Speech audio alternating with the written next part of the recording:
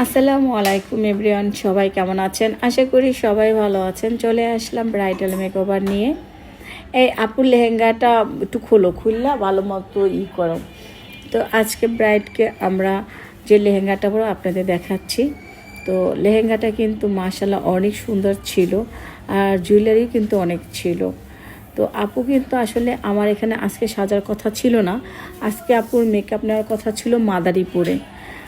কারণ আপু আমার এখানে 4-5 দিন আগে বুকিং করেছিল, তারপর হঠাৎ পরশু দিন রাতে বলছে কি আপু আমার একটু প্রবলেম হয়েছে, আমি ঢাকাতে আমার প্রোগ্রাম হবে না, দেশে বাড়িতে হবে, আমি দেশে চলে যাব, টাকাটা রিটার্ন দেন। পরে আমি টাকাটা আপুকে রিটার্ন দিয়ে দিচ্ছিলাম, টাকা আপু নিয়ে চলে গেছে। কালকে রাতে আবার 1:45 না 1টার দিকে আপু কল দিয়েছে, আপু মনে কিছু যদি না করেন আমার আসলে মাদারীপুরে সাজা হবে না, ঢাকা দিয়ে আমাকে সাজিয়ে মাদারীপুর নিয়ে যাবে জামাই বাড়ি, তো আপনি কি আমাকে সাজাবেন আপু, প্লিজ আপু সাজান আমাকে।